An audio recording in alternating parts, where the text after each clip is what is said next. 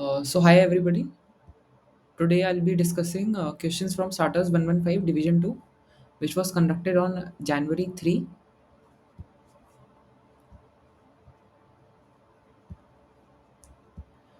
So the first question was basically about decorating a Christmas tree, and the condition was to make the Christmas tree beautiful.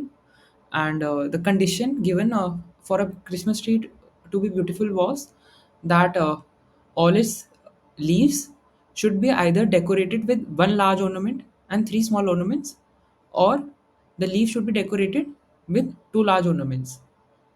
And in the input format, X was given as a number of large ornaments and Y was given as a number of small ornaments. And the total number of leaves in the Christmas tree was given to be N. So this was a very straightforward question in which first we took the input, and then first we tried to decorate the leaves with small ornaments, and the maximum number of leaves that we can decorate using the combination of small ornaments and large ornaments can be given using this, where we have declared a variable which takes the minimum of the number of large ornaments and the number of small ornaments divided by 3, and then the remaining number of large ornaments is calculated, and after that if the remaining number of large ornaments divided by 2 is sufficient for the remaining leaves, then that means that we can also decorate the remaining leaves by using two large ornaments. Hence the answer is yes, since we are able to decorate all the leaves using these two techniques. And if this is not the case, then the answer is no. Coming to problem B.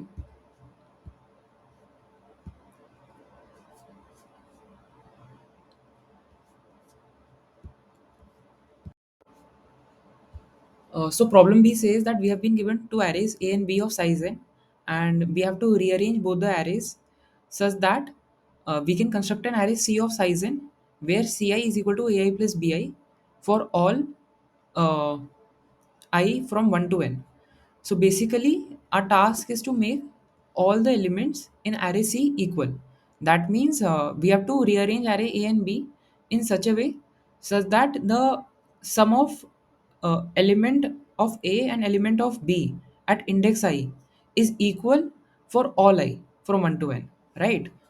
I'll be explaining this on my notebook, and then I'll further discuss the code for the problem. So basically जो हमें पहला test case दे रखा है, अगर हम उसको लें तो हमें पहला टेस्ट केस दे रखा था 3 1 2 3 और 1 2 3।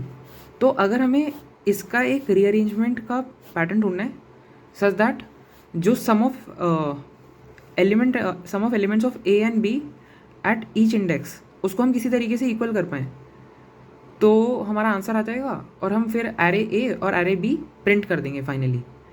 तो इसमें जो एक अरेंजमेंट में मैं दे सकता हूँ वो ये है।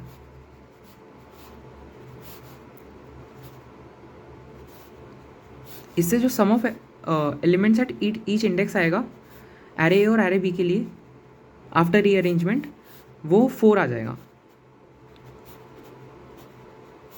Right. 3 + 1 is equal to 4, 2 + 2 is equal to 4, 1 + 3 is equal to 4।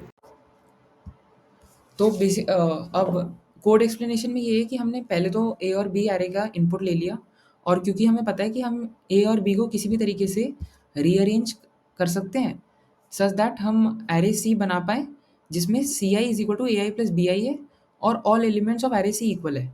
तो हमें ये पता है कि क्योंकि C I is equal to A I plus B I है, तो जो sum of all elements of array C होगा वो sum of all elements of array A plus sum of all elements of array B होगा, right.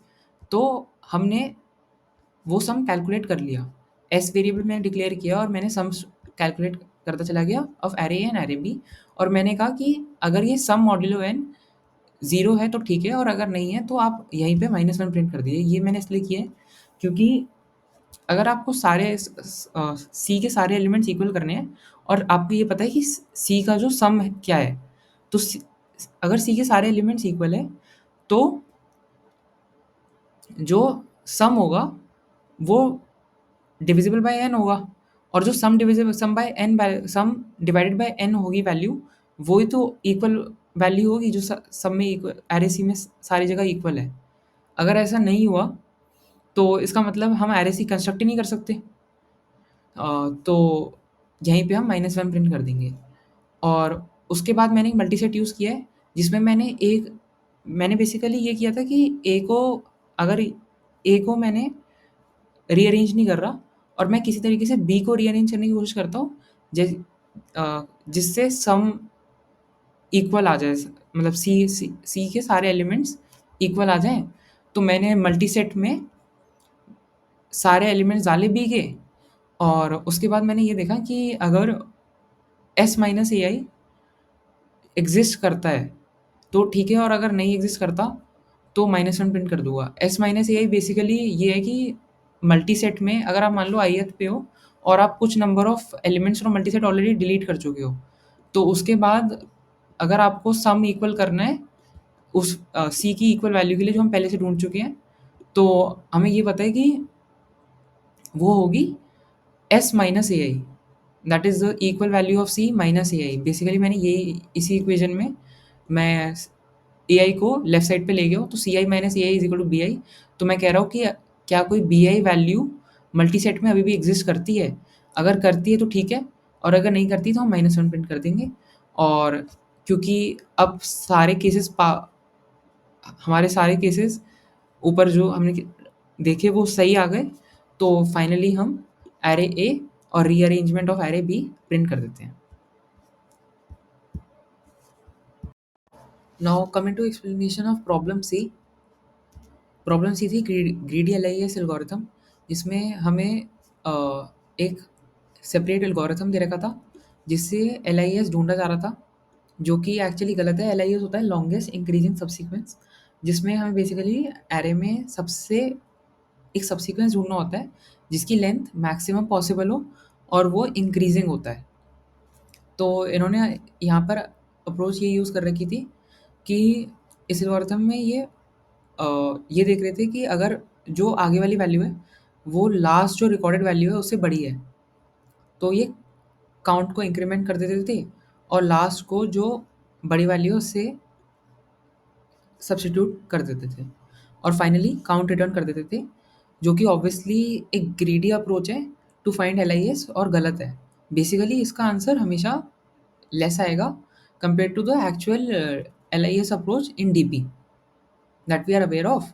तो अब हमें ये कहा गया था कि एक तो एलिस का आंसर है, एलिस ये वाला एल्गोरिथम यूज़ करता है एलआईएस ढूंढने के लिए, तो एक एलिस का आंसर है और एक एक्चुअल आंसर है। तो क्या ऐसा पॉसिबल है कि हम कोई परम्यूटेशन बना पाए ऑफ साइज एन, और जो डिफरेंस होना चाहिए एक्चुअल आंसर में और एलिस के आंसर में वो एग्जैक्टली एक्स हो? ठीक है, तो now I explain the question on notebook and then I discuss the code explanation for the problem.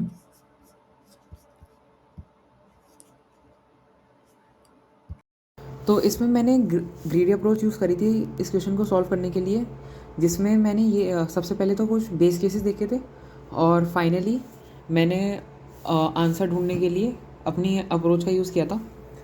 तो हमें क्या पता है कि जो डिफरेंस x है, क्योंकि हमेशा एलिस का आंसर कभी ज़्यादा नहीं आ सकता, हम इस बारे में श्योर है कि एलिस का आंसर कभी ज़्यादा नहीं आ सकता एक्चुअल जो एलआईएस जो उसका होगा उस एरे का उससे। तो हमें पता है कि डिफरेंस एक्चुअली क्या होगा, actual answer minus LIS answer.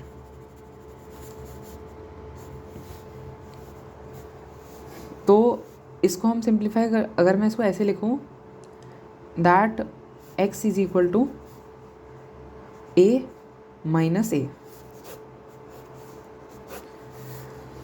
तो इस पर सबसे पहले एक बेस केस ये मैं देखूँगा कि अगर हम कुछ ऑब्जर्व करें, जैसे अगर मान लो एरे 1 2 3 4 5 ही है, n इज इक्वल टू 5 दे रखा है, तो मैं देख रहा हूँ एलआईएस की मैक्सिमम लेंथ क्या हो सकती है।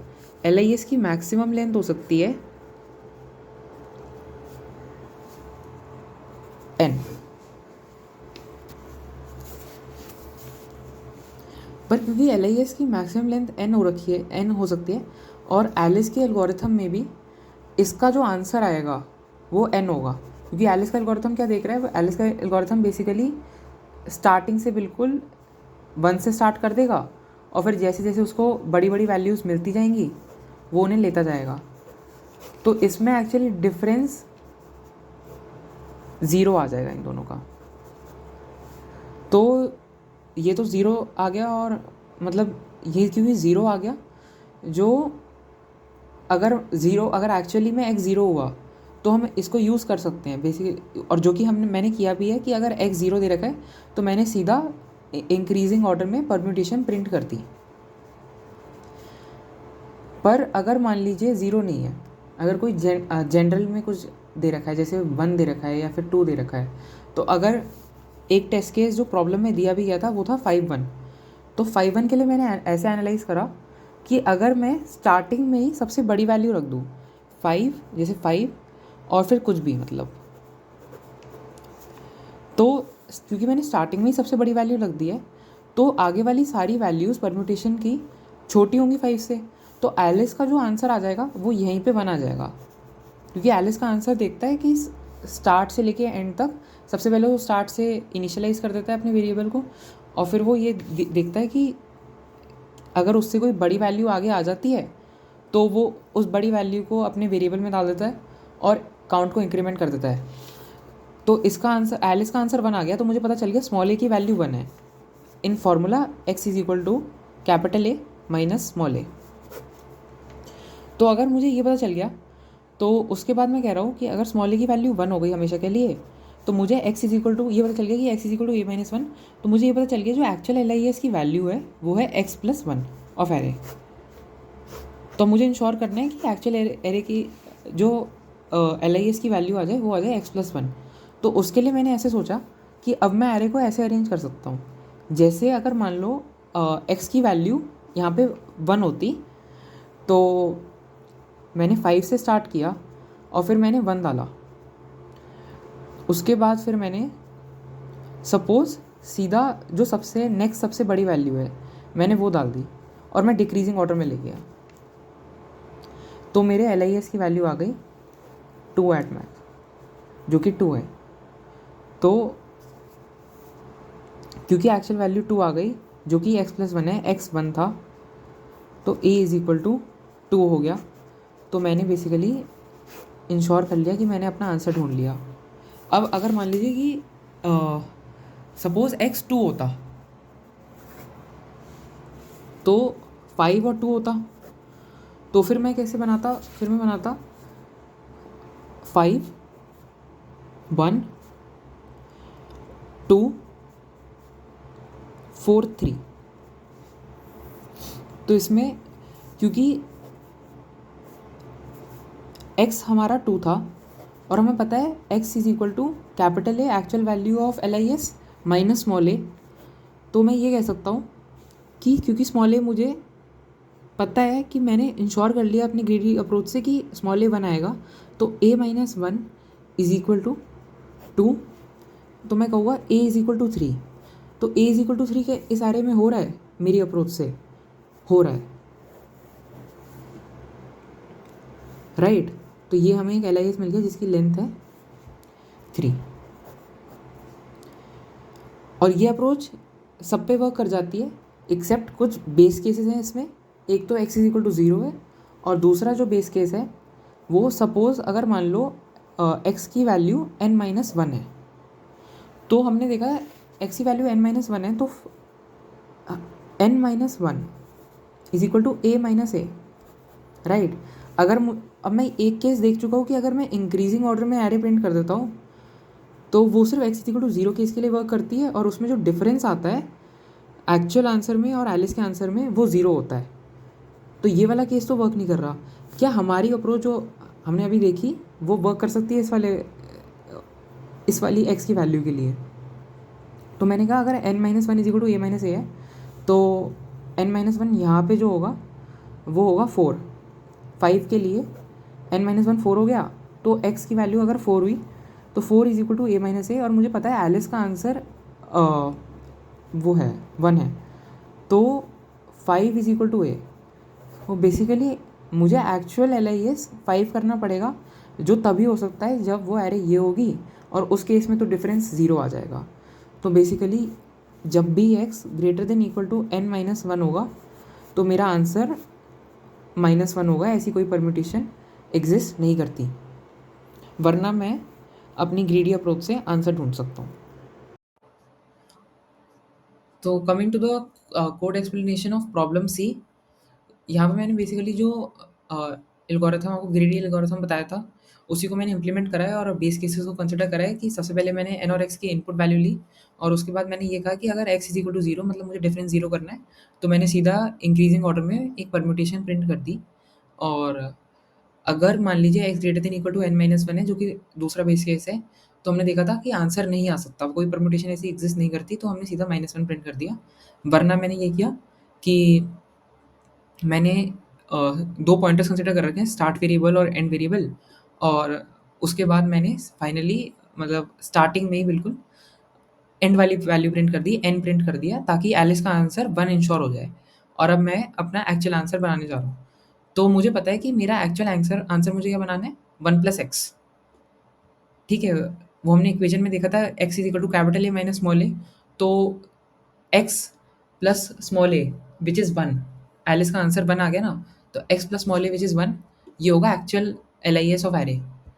तो इसके लिए मैंने ये किया कि मैंने एस यानी 1 से स्टार्ट करा, और मैं इंक्रीजिंग ऑर्डर में लेता चला गया, और जैसे ही मेरी अ, अभी एल आई एस की वैल्यू हो, यानी एल आई एस या फिर काउंट की वैल्यू एग्जैक्टली एक्स हो चुकी है, तो मुझे जस्ट एक और इंक्रीमेंट करना है काउंट में, और एल आई एस भी बेसिकली किसी तरीके से एक साइज़ इंक्रीज़ करना है, ताकि जो मेरा नेट साइज़ बन जाए एल आई एस का वो ये बन जाए। क्या क्या वेरिएबल मैंने वैल्यू डाल रखी थी, तो ये बन जाए। तो उसके लिए फिर मैंने फाइनली एंड से डिक्रीजिंग ऑर्डर में मैंने प्रिंट करना शुरू कर दिया, ताकि उससे इंश्योर हो जाए कि डिक्रीजिंग ऑर्डर में प्रिंट किया तो एंड तो ऑफ कोर्स बड़ा ही होगा इससे, है ना? तो वो एक वैल्यू को इंक्रीमेंट दे देगा, और फिर बाकी सारी वैल्यूज़ क्योंकि डिक्रीजिंग ऑर्डर में है, बाकी सारी वैल्यूज़ छोटी हैं, तो आगे हम एल में कुछ कंसिडर नहीं कर पाएँगे अपना। तो हमारा एक्चुअल एल जो हमने ऊपर कैलकुलेट किया था, एग्ज़ैक्टली वो आ जाएगा इस परम्यूटेशन का। तो ये था प्रॉब्लम सी का सॉल्यूशन।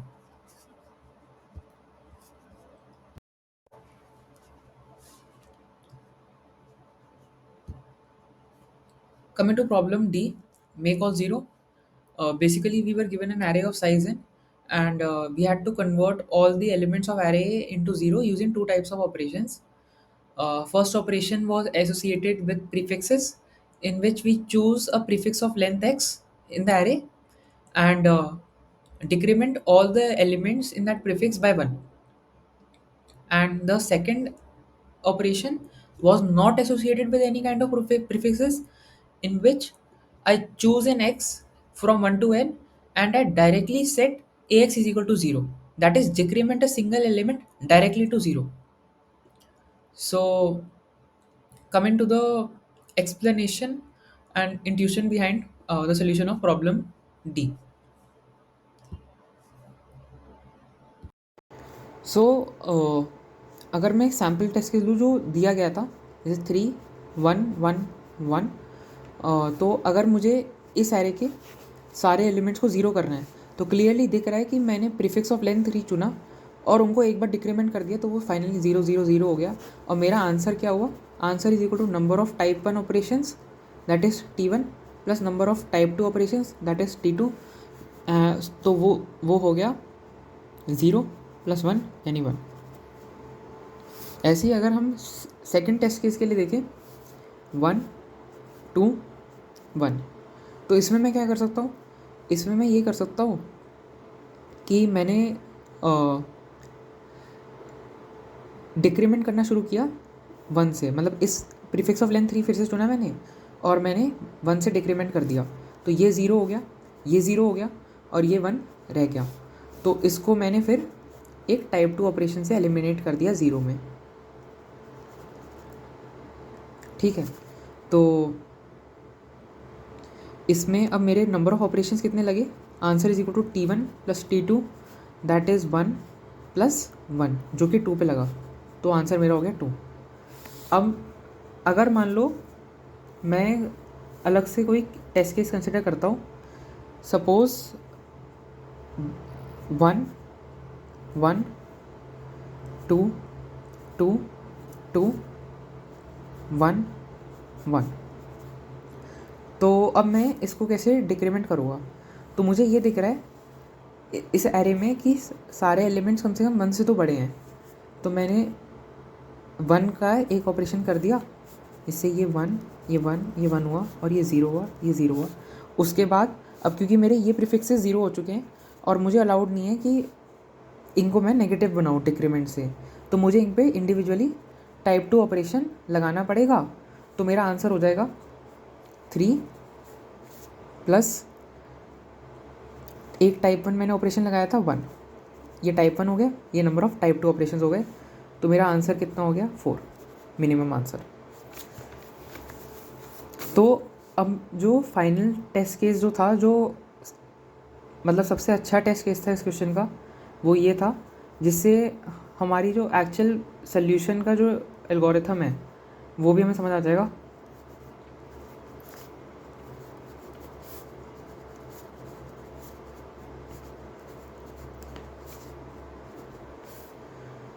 सो बेसिकली हमें ये एरे दे रखी थी, तो इसमें सबसे मैंने ये नोटिस करा था ऐसे टेस्ट केसेस को देखकर कि अगर मान लो कि कुछ भी बड़ा आ जाता है, मतलब मान लो तो प्रीवियस वैल्यू पे चल रहे थे और एकदम से कुछ बड़ा आ गया, तो उस पर मैं प्रीफिक्स का तो कुछ नहीं कर सकता, क्योंकि प्रीफिक्स इसका इसलिए नहीं कर सकता क्योंकि जो प्रीफिक्स, अगर मान लो आपने किसी प्रीफिक्स ऑफ लेंथ x चुना और आपने उन सबको डिक्रीमेंट कर दिया 1 से, तो मैंने इसको मैंने रिवर्स में सोचना शुरू करा, क्या होता अगर मेरी एरे में इनिशियली सारे ज़ीरोज़ होते और फिर मैं उसको इंक्रीमेंट कर रहा होता। तो मैंने ये कहा कि अगर मान लो कि मैंने सबसे पहले लेंथ 3 चुनी और मैंने उसको इंक्रीमेंट कर दिया 1 से, तो ये 1 हो गया, ये 1 हो गया, ये 1 हो गया, और उसके बाद फिर मैंने लेंथ 2 चुनी और मैंने फिर से इंक्रीमेंट कर दिया 1 से, तो ये 2 हो गया, ये 2 हो गया। तो इसमें ये देखा मैंने कि जब प्रीफिक्सेस को हम इंक्रीमेंट कर रहे हैं ना, तो बेसिकली पहले वाली जो स्टार्टिंग में आ रही है ना प्रीफिक्स में वैल्यूज़, वो ही ज़्यादा होंगी, जो बाद वाली वैल्यूज़ है वो ज़्यादा नहीं होंगी।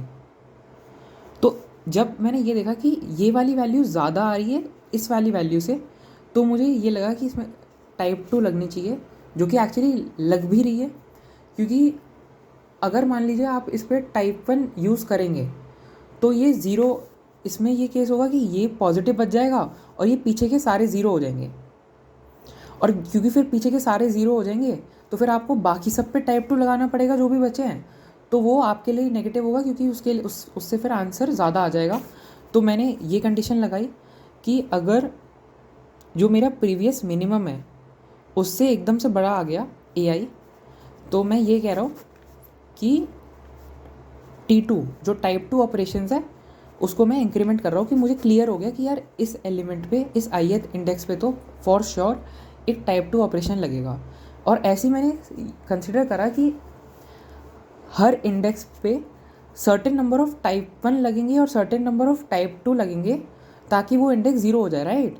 मतलब कुछ नंबर ऑफ प्रीफिक्सेस में उसका डिक्रीमेंट हुआ होगा, और फिर ऐसा हो सकता है कि अगर मान लीजिए नहीं फाइनली वो 0 नहीं हो पा रहा, तो हमने टाइप 2 यूज़ करके सीधा उसको 0 कर दिया उस इंडेक्स के एलिमेंट को। तो उसके बाद मैंने फिर ये कंसिडर करा, जैसे इस एरे में मैंने देखा कि 5 3 3 5 और 2 4 5 2 1 दे रखा था, तो इसमें जैसे इस यहाँ पे इंक्रीमेंट हुआ, तो मैंने कहा इस 5 को मैं अपनी फाइनल एरे में एक बार कंसिडर नहीं करता। इसमें एक्चुअल में मैंने इसको हटाया नहीं है, मैंने ये सोचा है कि क्योंकि ये वैल्यू ऑलरेडी बड़ी है, तो मैं जब प्रीफिक्सेस से डिक्रीमेंट करूँगा तो ये पॉजिटिव बच ही जाएगी, ऑब्वियसली बच जाएगी, क्योंकि अगर मान लो 3 0 हो चुका होगा तो 5 तब भी 2 होगा, और उसके बाद मैं 5 पे टाइप 2 लगा के उसको सीधा 0 कर पाऊँगा। तो मैंने कहा इसको एक बार इग्नोर करते हैं और क्योंकि इसमें हमें पता है कि टाइप 2 लगने वाला है फाइनली। ऐसे ही हमने आगे देखा कि जैसे यहाँ पे 2 था तो यहाँ पे मिनिमम 2 आ चुका है ऑलरेडी और एकदम से 4 आ गया, तो इस पे भी फॉर श्योर टाइप 2 लगेगा, तो इसको भी मैंने एक बार इग्नोर किया। ऐसे ही यहाँ पे 5 आ गया और हमें पता है कि हमारा मिनिमम यहाँ पे 2 है ऑलरेडी, तो मैंने 5 को भी इग्नोर करने का डिसाइड किया। और उसके बाद क्या इधर ऐसा हो रहा है कि मतलब मिनिमम से ज़्यादा वैल्यू आ गई? ऐसा नहीं है, मिनिमम यहाँ पे 2 ही है, यहाँ पे भी मिनिमम से ज़्यादा वैल्यू नहीं आ रही, तो इनको हमने कंसिडर करा। तो फाइनल जो मेरी एरे बनी इग्नोर्ड एलिमेंट्स को डिलीट करके, वो एक ये एरे बनी। तो इस एरे में अब मैं कह रहा हूँ कि ये एरे एक्चुअली जो एक्चुअल एरे थी उसी के एलिमेंट्स हैं, बस मैंने कुछ एलिमेंट्स को इग्नोर कर दिया जो कि फाइनली पॉजिटिव बच ही जाएंगे, चाहे मैं कितने नंबर ऑफ प्रीफिक्स ऑपरेशंस लगाऊंगा, और वो पॉजिटिव बच जाएंगे। उसके बाद मुझे ये श्योर है कि उन पर मुझे टाइप 2 लगाना ही है, और ये इसलिए श्योर है क्योंकि वो बड़े थे, जो मिनिमम वहाँ तक मिनिमम आ रखा था उससे वो बड़े थे। तो अब मैं इस न्यू एरे को ऑब्जर्व कर रहा हूँ और मैं ये देखता हूँ। तो अब मैं इस एरे को जब ऑब्जर्व कर रहा हूँ तो मैंने ये देखा कि सपोज़ क्योंकि जब मैं एनालाइज करोगे तो आपको पता चलेगा कि ये 5 प्रॉब्लमेटिक है बहुत जगह तक। मतलब इसके लिए मुझे 5 ऑपरेशंस लगेंगे इस पूरी एरे को ज़ीरो करने के लिए, क्योंकि अगर मैं सर्टेन नंबर ऑफ प्रीफिक्स वाले ऑपरेशन यानी टाइप 1 ऑपरेशन से इस एरे को ज़ीरो करना चाहता हूँ, तो उसका अल्टीमेट मतलब ये है कि मैं इस एलिमेंट को फाइनली ज़ीरो कर देता हूँ certain number of prefix operation से। तो सपोज़ अगर हम देखेंगे भी, मान लो हमने सबको 1 से डिक्रीमेंट कर दिया, फिर हमें अब ये 1 हो चुका होगा, ये 1 हो चुका होगा, ये 2 हो गया, ये 2 हो गया और ये 4 हो गया। तो मुझे अब सबको फिर से मैंने 1 से डिक्रीमेंट किया, तो बेसिकली मैं पहले इस एलिमेंट को ज़ीरो करने का ट्राई करता हूँ, फिर मैं इस एलिमेंट को ज़ीरो करने का ट्राई करता हूँ, और क्योंकि प्रीफिक्स ऑपरेशंस हो रहे हैं तो बाकी सारे एलिमेंट्स भी डिक्रीमेंट हो रहे हैं। तो अल्टीमेट मतलब ये है कि मैं इस एलिमेंट को ज़ीरो करने का ट्राई कर रहा हूँ, जो कि आप ब्रूट फोर्स करके देखेंगे भी, आइटरेटिवली रन करके देखेंगे तो आपको पता चल जाएगा कि एक्चुअली में आप इसी को ही ज़ीरो करने की कोशिश कर रहे हैं। अगर आप नंबर ऑफ़ प्रीफिक्स ऑपरेशन से ज़ीरो करने की कोशिश करेंगे सारे एलिमेंट्स को, तो अगर आपने इस नंबर ऑफ़ प्रीफिक्स ऑपरेशन इस पूरे एरे को ज़ीरो करने की कोशिश करा तो आपका क्या आएगा? आपका आएगा इस एरे के लिए आंसर 5। तो मैंने कहा कि अगर मैंने प्रीफिक्स में ये जो एरे थी इसमें मैंने certain elements of prefix delete कर दी है। सपोज़ मैंने जैसे ये एरे थी तो सर्टेन नंबर ऑफ प्रीफिक्स मैंने डिलीट कर दिए। सपोज़ मैंने 2 साइज़ का प्रीफिक्स डिलीट कर दिया बाय टाइप 2, जो कि एक्चुअली डिलीट नहीं है, मैं फिर से इग्नोर स्ट्रैटेजी यूज़ कर रहा हूँ कि अगर मान लो मैं जैसे डिक्रीमेंट तो कर ही रहा होगा, लेकिन मेरे पास एडवांटेज क्या है कि ये एरे डिसेंडिंग ऑर्डर में है। तो क्योंकि ये एरे डिसेंडिंग ऑर्डर में है इसलिए मैं जब प्रीफिक्स ऑपरेशंस यूज़ करूँगा तो स्टार्टिंग में ये वाले ज़ीरो होंगे और उसके बाद ये वाले ज़ीरो होंगे। तो मैं इंश्योर कर सकता हूँ कि मैं फाइनली इन पे टाइप 2 लगा दूँगा। जब मैं डिक्रीमेंट करके सर्टेन नंबर प्रीफिक्स ऑपरेशन लगा के डिक्रीमेंट कर चुका हूँ तो मैं फाइनली इन पे टाइप 2 लगा दूँगा ताकि ये ज़ीरो हो जाए।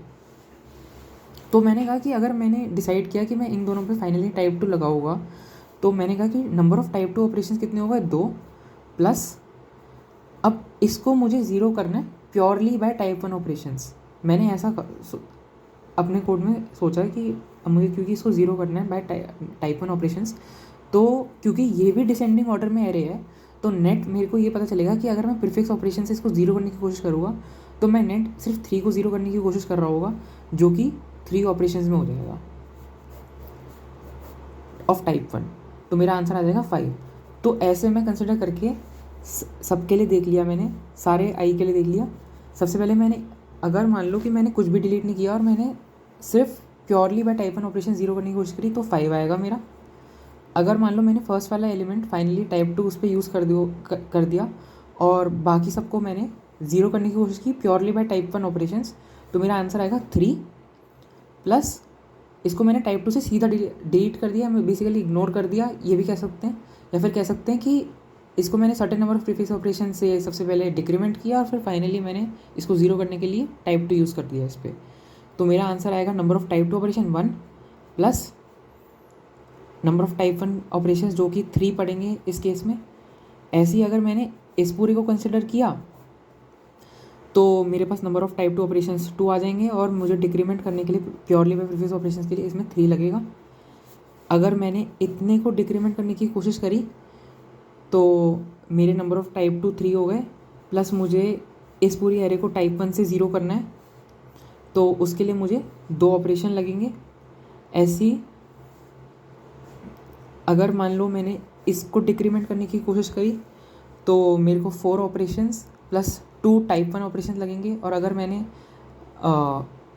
यहाँ तक टाइप 2 सोचा कि टाइप 2 मैं यूज़ करूँगा तो मुझे 5 प्लस इस पे मैं डिक्रीमेंट करके टाइप 1 ऑपरेशन यूज़ करूँगा और इसको purely bye type 1 operation purely bye type 1 operation करके मैं ज़ीरो करूँगा तो मुझे एक ऑपरेशन लगेगा। इसमें से मैंने ये जो सेट बना इसमें से मैंने बेसिकली मिनिमम ले लिया अपना। तो ये क्या बना 5, 1 + 3 4, 2 + 3 5, 5 6 6, तो मिनिमम आ गया 4।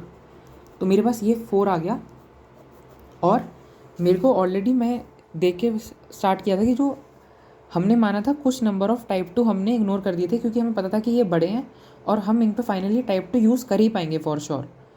तो वो कितने एलिमेंट्स थे? वो 3 एलिमेंट्स थे। हमने 3 एलिमेंट्स को इग्नोर किया था। तो यहाँ पे 3 तो टाइप टू के हो गए और यहाँ पे 4 और type 1 plus type 2 mix type आ गए।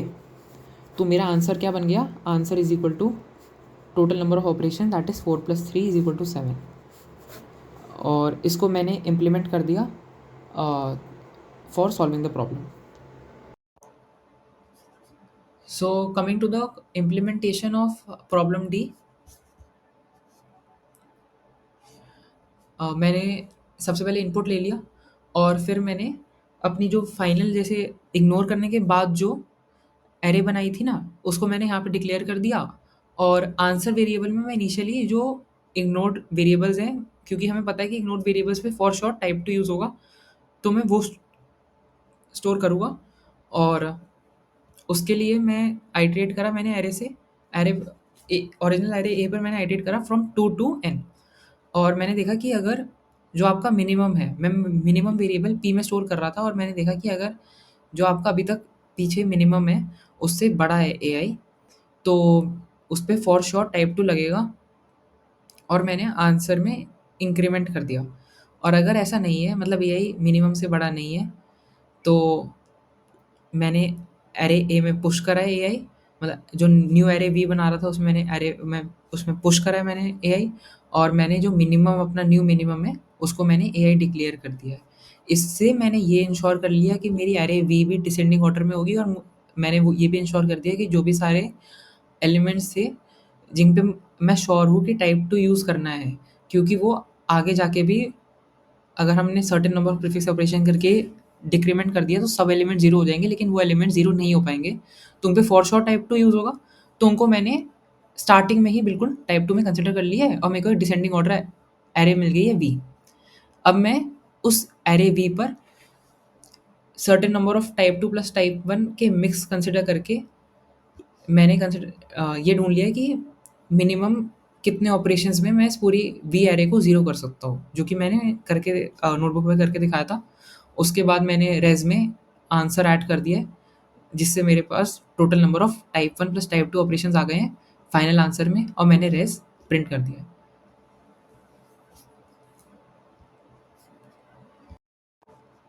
Coming to the discussion of problem E, binary grid forces. इस प्रॉब्लम में हमें बेसिकली ये दे रखा था कि एन बाइनरी स्ट्रिंग्स दे रखी थी हमें एक लिस्ट एल में, और हर बाइनरी स्ट्रिंग की लेंथ हमें दे रखी थी एम। और ये कहा गया था कि अगर एल आई प्लस वन में दो पोजिशंस पे सपोज आई और जे पोजिशन पर वन है, तो एल आई में मैं स्वैप कर सकता हूँ। फॉर एग्जाम्पल स्वैप कर सकता हूँ उन दो इंडेक्सेस की वैल्यूज़ को। फॉर एग्जांपल अगर L1 और L2 मुझे दे रखे होते हैं और L2 में 1 और 3 पर 1 है, तो मैं बेसिकली L1 में 1 और 3 की वैल्यू स्वैप कर सकता हूँ। और मुझे इससे ये बताना था कि मैं कितने नंबर ऑफ यूनिक L1 बना सकता हूँ, कितने नंबर ऑफ ऑपरेशंस करके। तो now coming to the explanation and intuition behind solution of problem E.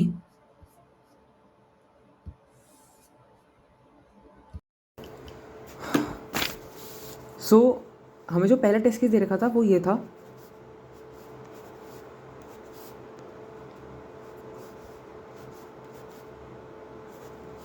तो इसमें मैं देख रहा हूँ क्योंकि इस और इस पोजीशन पे 1 था, तो बेसिकली मैं ये स्वैप कर सकता हूँ। तो इससे कौन सी दो एरेज बनती, एक तो 101 जो कि ओरिजिनल स्ट्रिंग थी, और एक स्ट्रिंग बनती 011 after the swap. After the swap 01 बन जाता और 1 बन जाता। तो बेसिकली मैं ये कह सकता हूँ कि मैं 1 और 0 को रीअरेंज कर सकता हूँ। सो हमें जो पहला टेस्ट केस दे रखा था वो ये था,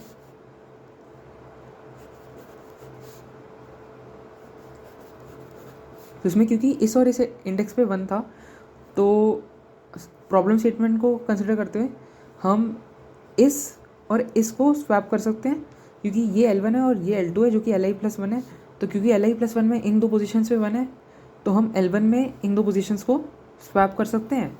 तो उससे मेरे जो L1 की अलग अलग स्ट्रिंग्स बन सकती थी, वो एक तो 101 जो कि ओरिजिनल स्ट्रिंग थी, और एक 11 को कंसिडर करते हुए जो हम स्वैप करते हैं उसके बाद जो स्ट्रिंग बनती वो थी 011।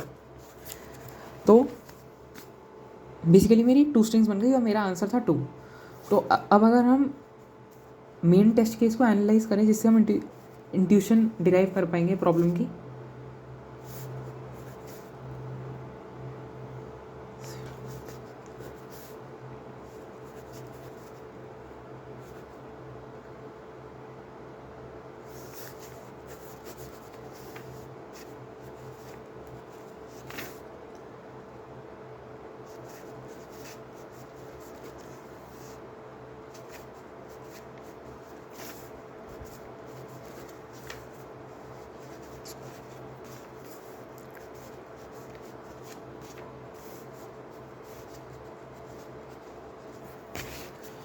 सो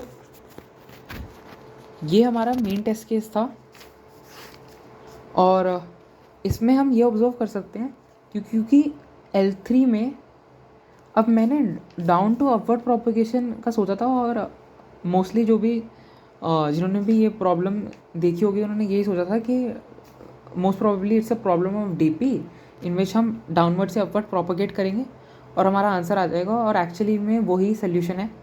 तो बेसिकली क्योंकि यहाँ पे 1 1 और 1 था, तो हम बेसिकली 1 0 और 0 इनमें से हम किसी को भी स्वैप कर सकते हैं, और हमें पता है क्योंकि हम ये स्वैप कर सकते हैं, ये स्वैप कर सकते हैं, ये भी स्वैप कर सकते हैं, तो हम हर यूनिक पेयर को स्वैप कर सकते हैं इन तीनों में से। तो हम बेसिकली कह सकते हैं कि हमारे पास ये राइट है कि हम इसको किसी भी तरीके से परम्यूट कर पाएँ, हम किसी भी तरीके की परम्यूटेशन इसकी लिख पाएँ, किसी भी तरीके की रीअरेंजमेंट लिख पाएँ, हम जैसे चाहें वैसे। तो उतनी ही नंबर ऑफ़ यूनिक स्ट्रिंग्स बनेगी, और हमें थोड़ा सा ये ध्यान रखना पड़ेगा कि हम डबल काउंटिंग ना करें। तो इसमें क्लियरली क्योंकि इन सबको हम रीअरेंज कर सकते हैं, तो हमारे नंबर ऑफ़ परम्यूटेशन कितनी होंगी इसकी, वो होगा 3 फैक्टोरियल बाय 2 फैक्टोरियल, जो कि एक्चुअली मैं ये कह सकता हूँ वो है 3 factorial by 2 factorial 1 factorial, which is 3 choose 2, और you can also say 3 choose 1, right. सो अब हमें ये पता चल गया कि इसमें हम ये इसको रीअरेंज कर सकते हैं। अब हम गए अपवर्ड प्रोपगेशन में, हमने देखा L1 को, तो हमने L1 में ये देखा कि सबसे पहले हमने देखा L2 में कौन से 1 है, तो मैंने कहा ये 1 है, ये 1 है और ये 1 है। तो मैंने जैसे L3 के लिए L3 और L2 में कंपैरिजन करा है, ऐसे मैं L1 के लिए अगर दोबारा करूँ तो मुझे ये पता है कि क्योंकि ये 1 है, ये 1 है और ये 1 है, तो मैं 1 और 0 को स्वैप कर सकता हूँ क्योंकि ये दोनों 1 है। मैं 0 और 1 को स्वैप कर सकता हूँ क्योंकि ये दोनों 1 है। मैं 1 और 1 को स्वैप कर सकता हूँ क्योंकि इनके कॉरेस्पॉन्डिंग इंडेक्सेस पर 1 है। तो मैं ये बेसिकली ये कह सकता हूँ कि मैं इसकी कोई भी रीअरेंजमेंट या परम्यूटेशन लिख सकता हूँ, राइट। और अब इसमें एक और ऑब्जर्वेशन ये थी कि क्योंकि यहाँ पर 1 है तो मैं सर्टेन नंबर ऑफ रीअरेंजमेंट के बाद 1 इधर भी ला सकता हूँ और ये 1 मैं इधर भी ला सकता हूँ। तो इससे ये कंक्लूजन ड्रॉ हो गई थी कि मैं इस पूरे को भी इसी के साथ परम्यूट कर सकता हूँ और मैं पूरी इस स्ट्रिंग को परम्यूट कर सकता हूँ और उसको मैं प्रूफ कर सकता हूँ कि ऐसा क्यों कंक्लूजन डराइव हुआ। सो सपोज मुझे अभी तक ये पता था कि L1 जो है वो 1 0 1 0 1 है और L2 जो है वो 1 1 1 0 0 है और मुझे पता था कि L2 में मैं इसको किसी भी तरीके से रीअरेंज कर सकता हूँ, राइट। तो और मुझे ये पता था कि मैं L1 में, क्योंकि ये तीनों 1 थे, तो मैं L1 में इसको किसी भी तरीके से रीअरेंज कर सकता हूँ।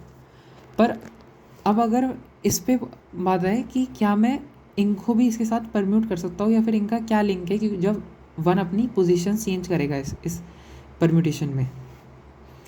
सो बेसिकली अभी 1 इधर है, अगर मैं इसको सर्टेन नंबर ऑपरेशन के बाद इधर ले आऊँ तो ये बनेगा 1 1 0 1 0। तो अब मैं कह सकता हूँ क्योंकि ये बन गया है L2, सो अगर मैं फिर से लिखूँ तो L1 अब 1 0 1 0 1 है और L2 अब 1 1 0 1 0 है।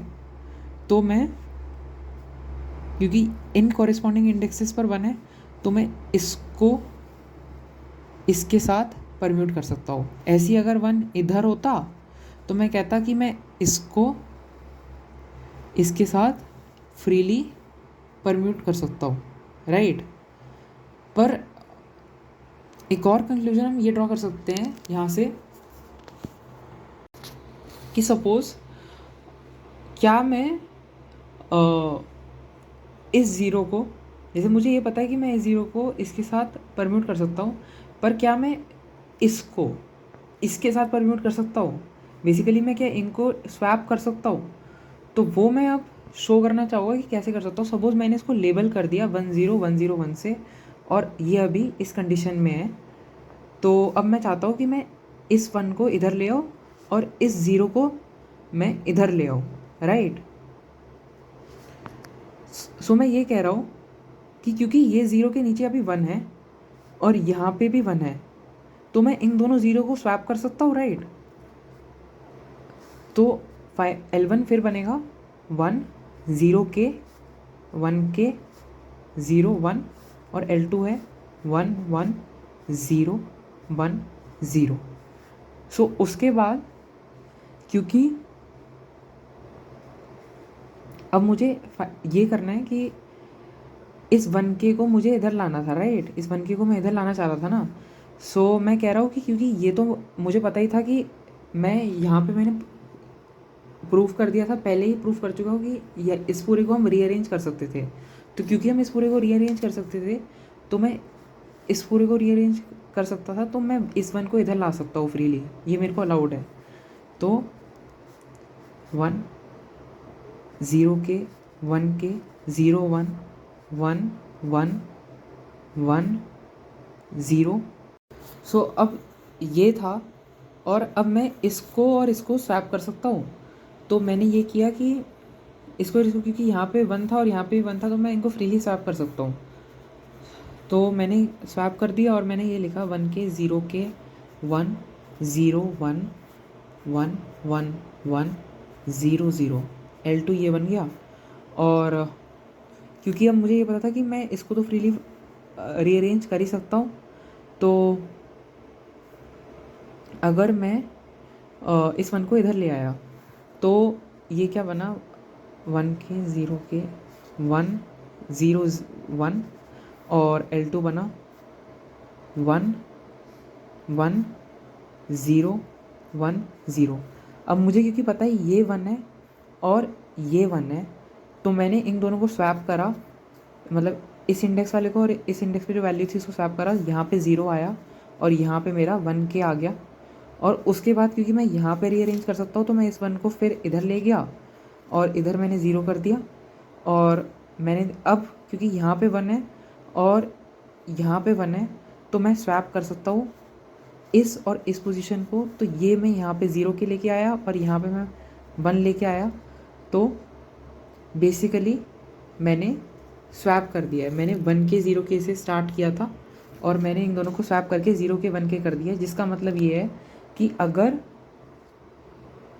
L2 में मैं किसी चीज़ को किसी सर्टेन रेंज में रीअरेंज कर सकता हूँ और वहाँ पे एक 1 है, तो वो 1 मूविंग 1 बन जाता है। और उस मूविंग 1 की वजह से मैं बेसिकली इन सब को परम्यूट कर पाता हूँ इन सब के साथ।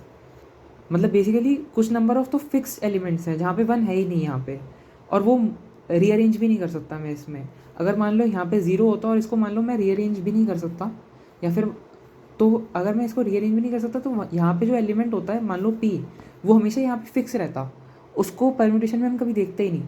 पर क्योंकि इसको यहाँ पे हम रीअरेंज कर सकते थे किसी भी तरीके से, तो ये क्योंकि मूविंग 1 था तो इससे हमने ऑब्जर्व भी कर लिया कि हम इस जो भी सारे मूविंग एलिमेंट्स हैं उनको रीअरेंज कर पाते हैं। अगर इसमें 1 था तो इसमें 1 था, मतलब अगर हम इसको रीअरेंज कर सकते हैं तो मैं ये कह रहा हूँ कि हम इस पूरे को भी रीअरेंज कर सकते हैं, जो कि हमने प्रूव कर दिया। अगर हम इन दोनों को स्वैप कर सकते हैं तो हम ऐसे इन दोनों को भी स्वैप कर पाएंगे और हम इन दोनों को भी स्वैप कर पाएंगे। तो हम बेसिकली अगर हम इस पूरे को रीअरेंज कर पा रहे थे तो हम इस पूरे को भी रीअरेंज कर पा रहे, गिवन द कंडीशन कि यहाँ पे मूविंग 1 है, राइट।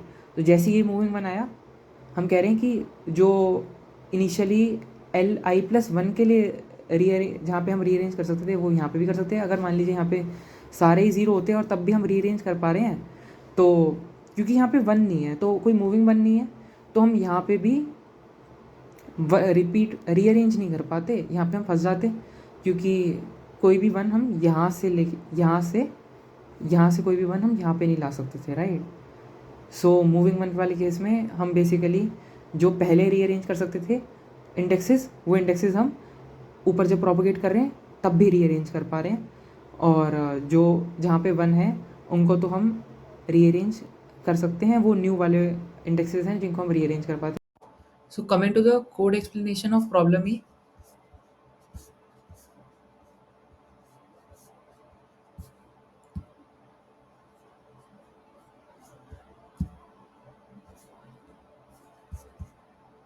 बेसिकली मैंने सबसे पहले इनपुट ले लिया एन स्ट्रिंग्स का, और एन और एम की वैल्यू को इनपुट ले लिया, और उसके बाद मैंने Sn-1 में एक बार तो काउंट स्टोर कर लिया कि कितने 1 है, उसका मैंने काउंट स्टोर कर लिया, क्योंकि जितने 1 होंगे Sn-1 में अ, उतना ही बेसिकली हम उतने इंडेक्सेस को रीअरेंज कर सकते हैं एक साथ, राइट।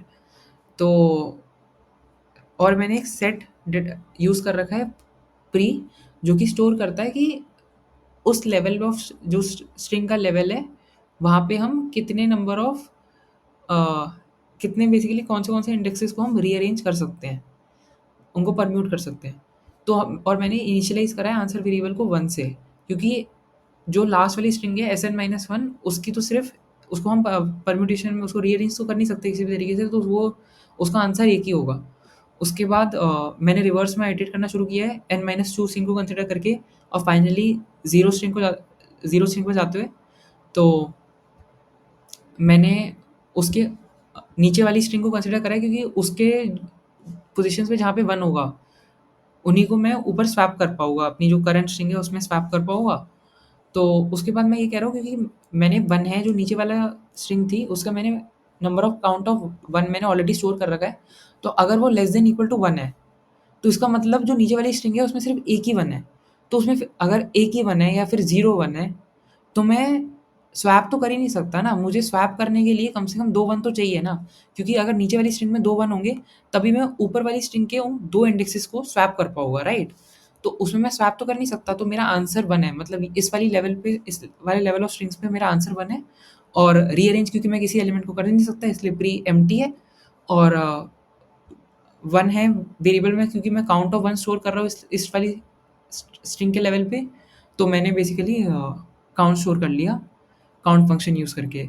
और उसके बाद एल्स अगर the count of 1 in the level below is greater than equal to 2, so I'm checking that if in the elements that I can rearrange in the below level, that is अगर जो नीचे वाला level था pre का, उसमें मैं